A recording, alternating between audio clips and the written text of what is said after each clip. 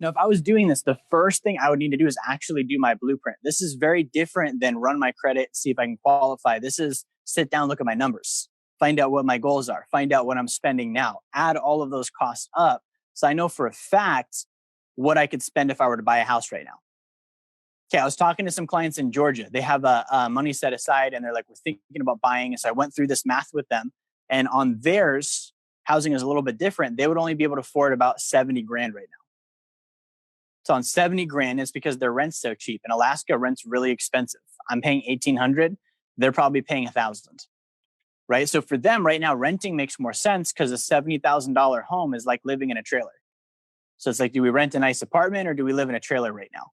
Right? So knowing my numbers would actually help me figure all that stuff out. So I need to know how much I'm spending on my housing now, and I have my blueprint done.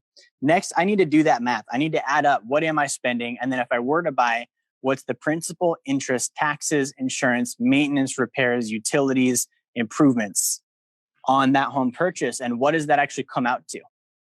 Right? Now, once I know that number, I would need to have a target. I need to have my down payment target. This is how much I'm going to put down on the home.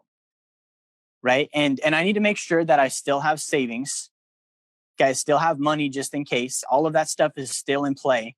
And then in addition to that, I'm looking at my down payment. Now, the good news is, and you guys are going to think this is crazy that I'm saying that, if I do have that all figured out, if the numbers make sense, the home could be my first asset. It could be the first thing I do. I don't need to do 50 grand into a deal. I could stick it into a home that I know is going to lower my housing cost by 12%. I just made 12%. You guys see that? So that could be a $20,000 deal. And I would still, by the way, I would still do this with my Sacred account. I would be sticking aside in my Sacred account so I can do my down payment from that and still be earning interest on that down payment while I've now accumulated that into the home. And then I can pay myself back as I'm doing that entire transaction and cycle with the cash flow I've freed up now. Like that would be the right way to go about this. So once I have the down payment, then I get pre-qualified. We do something called an all-in-one loan. That's the HELOC I mentioned, right? We do it. Are we the only ones in Alaska right now? We're the only ones in Alaska right now. Okay. So you can come talk to us. That's what we'll do for you. We'll sit you down, pre-qualify you. You'll work with our loan officer that we partnered with. He knows all about this stuff. He's going to help you do it the right way. Okay. Now, this is important because the way that I structure that loan is going to dictate if this actually works for me. A lot of HELOCs are going to be a 10 or 15-year loan, and then I owe them a balloon payment at the end. Okay, I don't want to purchase my primary residence and then have to pay a balloon payment on the back end because I don't actually probably have that money saved. And again, that means that the 15-year marker, I would essentially be trying to pay my home off. That's not a good wealth move. Okay, this is unique because it's a 30-year period. I don't ever have to bring a balloon payment to the table. So I can do this math and I can get it done the correct way. And then the home mortgage, the HELOC, it takes care of itself.